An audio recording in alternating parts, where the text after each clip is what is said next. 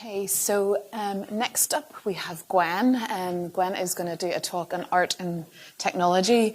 And Gwen is a recent recipient of the Arts Council of Northern Ireland Individual Artist Digital Evolution Award.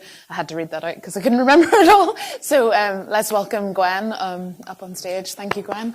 We're going to do a little bit of a practical exercise with bits of paper. Do I need to hand anything out? So, yeah.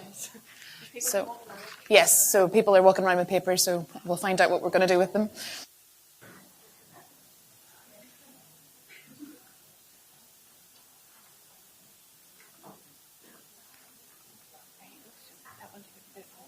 Perfect, okay.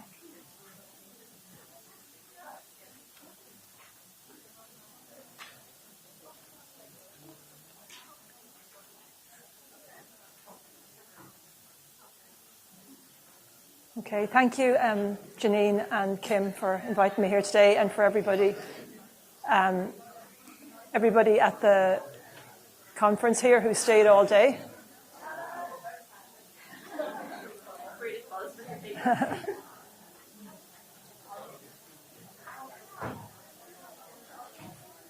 Where's Julia gone? Is Julia still there? She's gone, is she?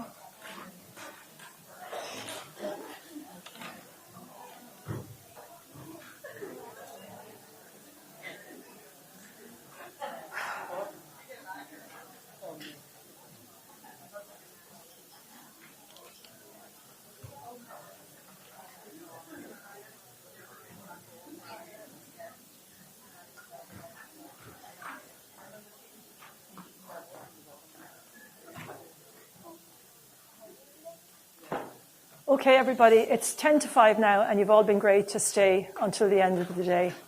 Thank you for Janine. So I work as an artist and also as an engineer. And the reason I'm talking to you today is to try and bridge the gap between being an artist and being an engineer. Because even already today, we've had several people who've said, oh, I was an engineer, or I started, or I was an artist, or I studied creative subjects, but now I'm working in coding or whatever. So we do tend to think of artists as people who look a certain way or talk a certain language. And then engineers are on the other side of the continuum who speak a different language or have other interests or other motivations. So I'm a person who's both an artist and an engineer. So I really question this notion of pigeonholing ourselves into one realm or the other, because actually, because I've worked in engineering and in art, I can see that we're all problem solvers. And really that's when an artist starts out to create something, they're trying to solve a problem. And equally, when an engineer works on a project, there's some problem to be solved and some hurdle to overcome. So really, even though we say that artists and engineers are separate, in my view, artists and engineers are both problem solvers. And really, art and technology are not separate realms, but they're interconnected parts of human creativity. So when I'm talking to people, I say, yes, I'm an artist, I'm an engineer, but I call myself a problem solver. So I've identified two problems here that we have at the end of the day. So I'm going to put this into action. And the first problem is that it is the end of the day, and some people have to go or are gone already. Maybe you have buses to catch or trains, or you have other work to do or whatever. So what I'm going to do is, before we start, I'm going to give you my contact details at the beginning rather than the end. So if anybody has to go, please feel free to go, and you can contact me afterwards.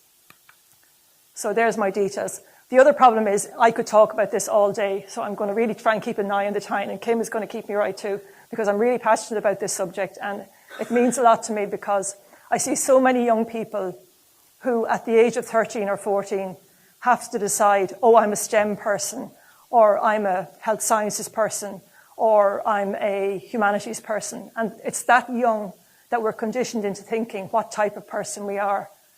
And, really, none of us are just technical or just creative. We're all born creative. It was Picasso who said, every child is an artist. The problem is how to stay an artist when you grow older. So everybody in this room is creative. everybody has the ability to make something from nothing, to manifest something. And that's why Yulia's talk was brilliant, because she talked about something, a pet project, taking something that you're really interested in and using your skills in coding or in data to share it with the world. So similarly, even though people here in this room are generally technical or working in coding, you can display that in an artistic and a way that communicates the shared humanity with other people. And you can take it from an analytic point of view. Equally, I know we have a couple of artists, Helen, in the audience, and a lot of artists, again, do art because they think maybe they're afraid of technology, or they haven't used technology. But in this world today, artists have to engage technology and are finding new opportunities to engage technology. So really what I'm going to talk to you about today is that whole issue. The second problem then I've identified is brain overload. I mean, how many people have taken in so much information today and just can't take in any more? So, I mean, it's been a long day and it's been great information, but really we only have the capacity to take in so much information. So, you know, we can call it burnout or mental fatigue or whatever. But one of the ways that I've found over my career to get over this kind of issue is to do something completely different. Get out of the analytic mode, out of your head and into your hands. And that's what those sheets of paper are all about. So what I want you all to do is make a paper plane for a couple of minutes and throw them around and have a bit of fun with them. Now, is anybody panicking thinking I haven't a clue? Because the last time you made a paper plane was when you were a child. Okay, so I'm going to help you out because I have instructions here. So what you do with your plane is if you can follow that, you take your A4 page vertically and fold it in half. Okay? That's step one.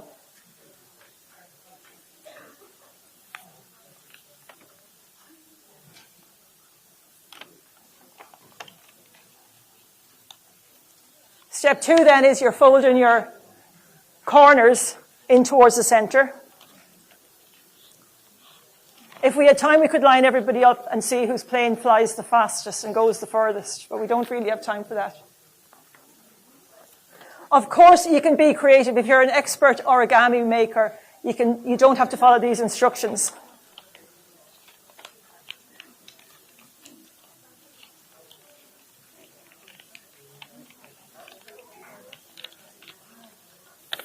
I'm on step 3, folding the top corners to the center. And then folding the plate in half. I see lots of smiles around, that's good.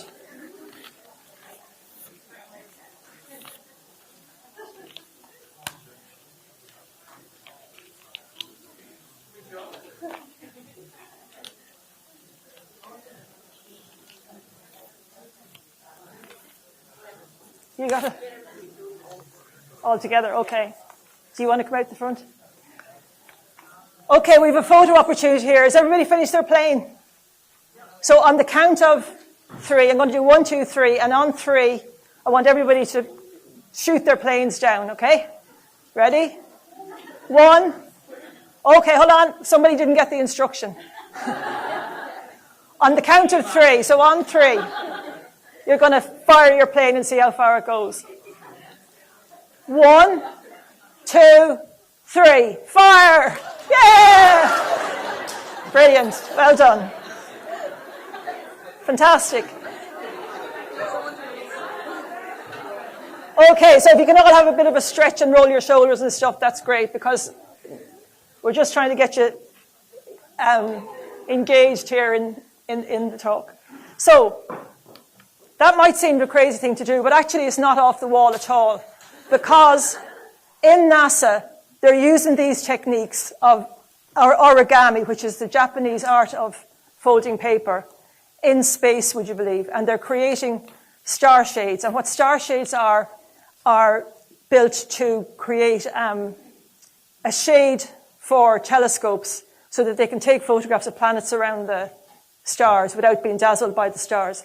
So what origami is is taking a two-dimensional piece of like paper and making something three-dimensional. So in the way that you've taken a two-dimensional sheet and you've made a three-dimensional plane and you managed to fly it, NASA are actually using these ancient techniques at the moment because paper is lightweight and it's foldable.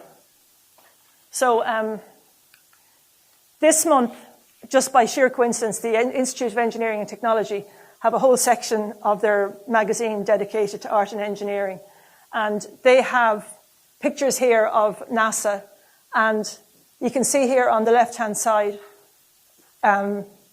that's a cutout from an A4 page.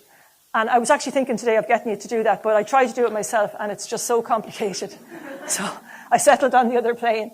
But you can download that. If you go onto the NASA website, you can actually download that template and fold it up yourself. And you can see in the bottom left-hand corner, it folds up, and then it opens out and closes. And it's actually a really beautiful thing to do.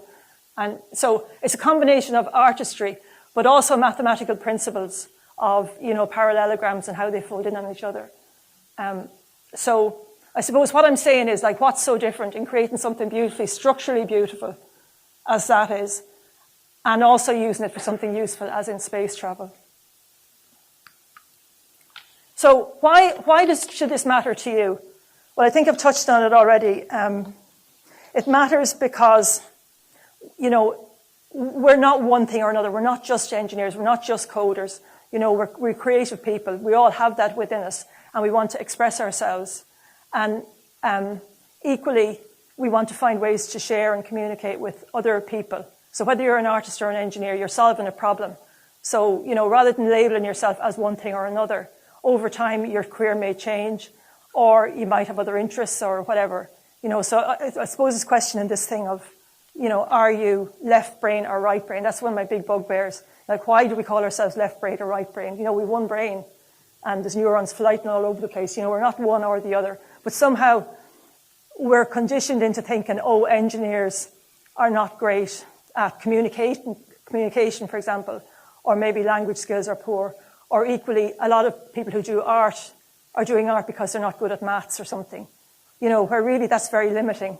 And it comes from our education system, I think, more than anything, where, we're taught to think of ourselves that way because we're forced to, because of the way the education system is designed.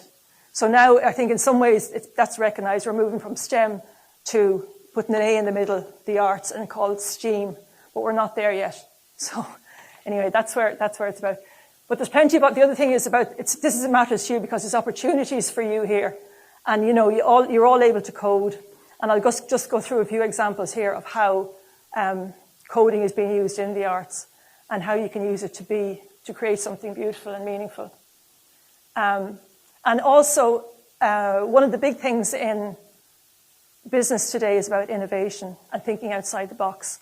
So being involved in something other than the analytic traditional approach and becoming more creative in the approach helps innovation. I think that's really recognised now. So why listen to me?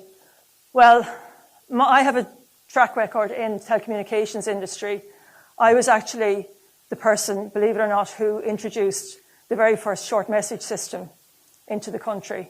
So this was way back before the text revolution or the data revolution. I was actually sent the first text message in Ireland and commissioned and developed the equipment to do that.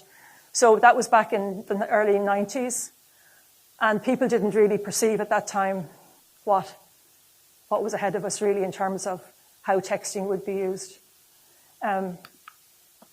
So I've worked in the telecommunications industry from way back in the early 80s when it was still analog technology. So at that time, we were even using, I don't know if anybody's heard of step-by-step equipment, but there were roll relay machines, electromagnetic machines, where you actually had little instruments to optimize the equipment. So, there was no computers then or anything. It's hard to believe, but that's where it was at. And then from there, we moved into, what I was asked was to keep the talk a little bit more technical, so I have some of the equipment here that I worked on.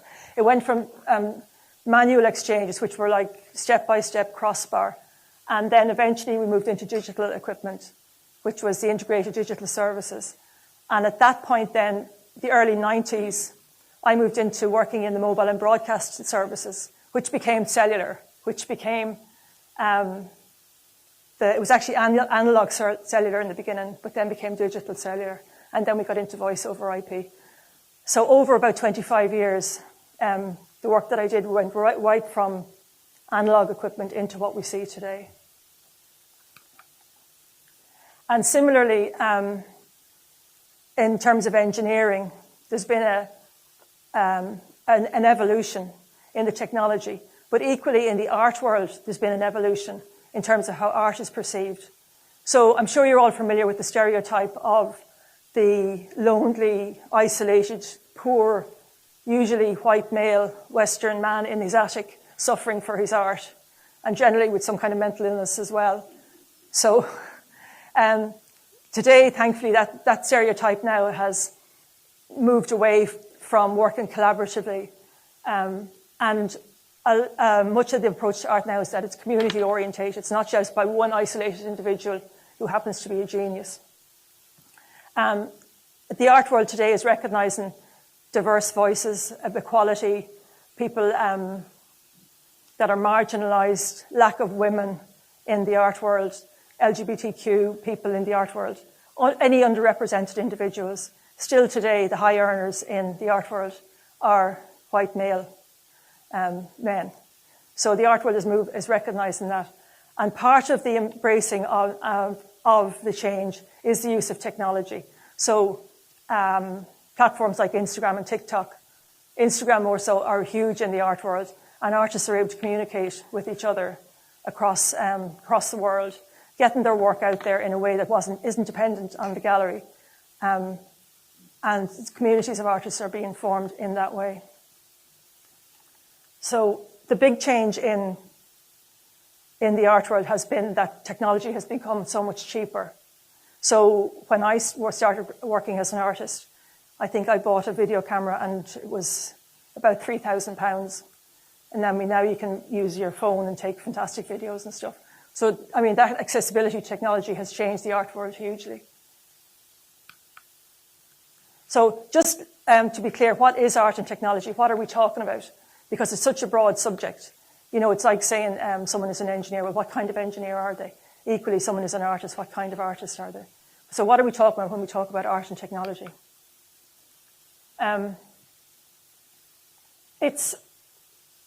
Technology is used as a tool for artistic creation, as well as artists tend to talk about how technology affects social, cultural issues. Art technology, it bridges the gap between art and science. And often you're talking about an interdisciplinary approach in that a technology project is generally not one person on their own, there's a lot of other people involved. And it encompasses a wide range of practices. So, you know, I'll go through some of them now. We'd talk about interactive work, digital work, multimedia work, and then traditional forms like, you know, photography obviously is art and technology. So just start with digital art. What do we mean when we say digital art? Generally, we're talking about using software like Photoshop or Procreate or some of those, you know, those Illustrator type projects. Two-dimensional kind of work, which is very stylized. Also, in terms of digital art, we're talking about making three-dimensional characters like software like Maya and Blender, projects like that. And then a lot of digital artwork is manipulated photographs. So kind of surrealist type of work. And then, of course, animation would fit in the category of digital art. Did anybody here go to the Render Festival last week? Yeah? It was a fantastic festival last week. And it was called Render, Creativity and Technology. But it brought in animators and filmmakers from all over the world. I was up in the Portview Trade Centre. But it was fantastic for Belfast to be able to host something like that. But a lot of that was digital art using games, software, and filming and video. And then multimedia art Again, it's a huge, big term encompassing a lot of things. But generally, when we talk about multimedia art, we're talking about an immersive experience, or an experience where, there's like an installation, or somebody can join in and be part of it. So it's not like you go into a gallery and you look at a piece on the wall. You actually become part of the work. I'm going to just give you, this is an exhibition that I have on at the moment with another group of artists, again taking the collaborative approach.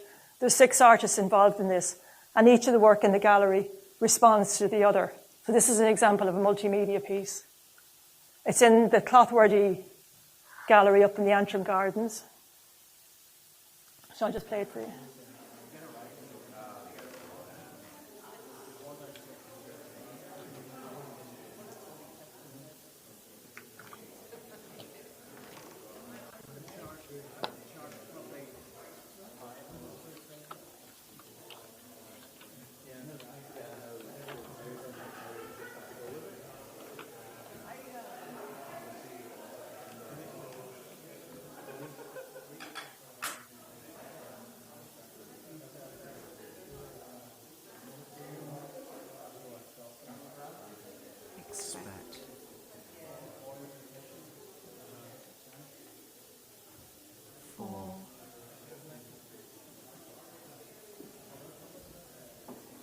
Fear.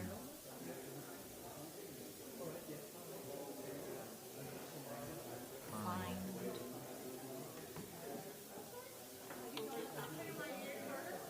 Follow.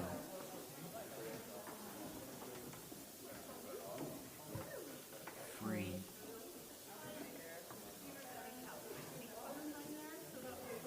Fruit.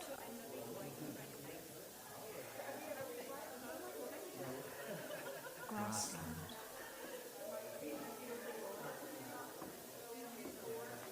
Ground.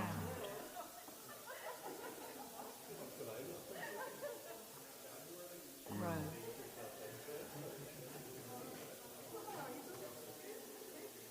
Guide.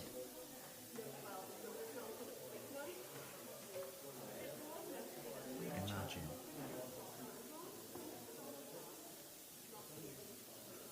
Journey.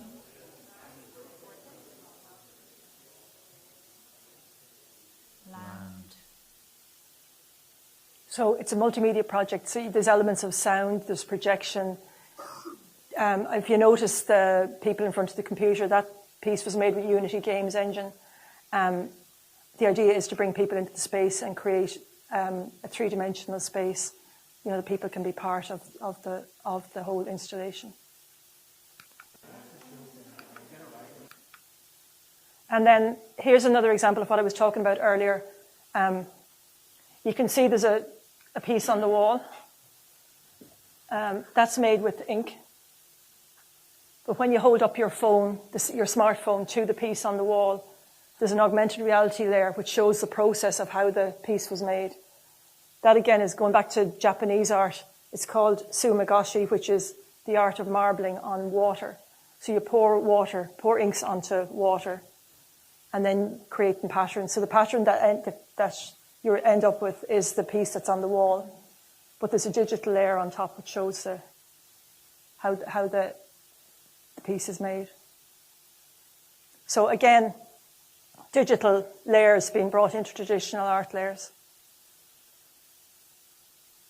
And there you're back to the plain water.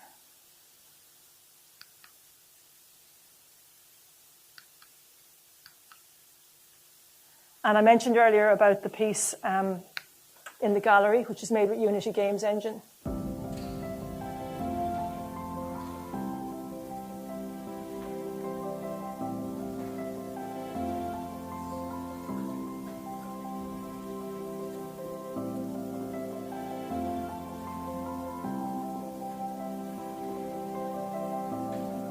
So all these powerful softwares are being used within the art world at the moment to create different types of experiences for participants and for gallery viewers.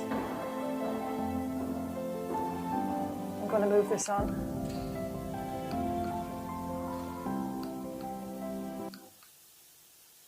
And then the last thing I want to talk about is generative art. Generative art is created using algorithms and computer science. So unlike traditional art, it's created using manual manipulation, which traditional art uses manual manipulation. Generative art uses automatic processes. So the artist creates a set of rules or parameters or algorithms that govern the creation of the artwork. So you don't actually know until you set the program in motion what's going to be the outcome. And it's a really interesting area of art and technology that's involved. So I'm sure some of you know these languages. Processing is a language which is based on Java, but is actually made with artists in mind because it has some simpler structures and is more visually based. JavaScript, which is traditionally used for web graphics, is also used in art and technology. Python, Max MSP, and C++. So there's others, but they're the main ones that are being used at the moment. So just as I come to the end of my talk, I wanted to talk about two things which are really impacting the whole subject of art and technology at the moment. One is artificial intelligence. You were at the Render Festival last week. That was the biggest subject. Everybody was talking about the impact of artificial intelligence on the creative industries. So now what you can do is you can go into your program and say, I want a beach scene with two parasols, and the image software will come up with that for you. So where does that leave issues like copyright, plagiarism, ownership, all those things? And then another really important thing that came up at the Render Festival last week was the notion of the ethics of artificial intelligence, because one of the big things is that the bias is already in the data. So at the moment, all those biases that come from the traditional art world are being brought into the digital art world. In other words, the underrepresentation of minority groups, women, LGBTQ, diverse groups. And it's been brought into this notion of the metaverse, which is a virtual shared space for augmented reality, virtual realities. And people are sharing on that and selling their artworks using NFTs, which are non-fungible tokens. If anybody is familiar with that, it's this whole realm of creating an asset on a blockchain where you can virtually sell using cryptocurrencies. One of the things that struck me last week, which I found incredible, was of the top 10 high earners in the cryptocurrency world who are artists, 9 of them are white Western males. There's one woman, and her work is music. It's not in the visual arts. So the question is how to manage all these biases within going forward within art and technology. Yes, in some ways it creates opportunities for underrepresented groups, but interestingly, at the moment, those biases are all still there. So I think it's something that needs to be looked at, and something that maybe needs to be discussed in the future. So that's it. Any questions?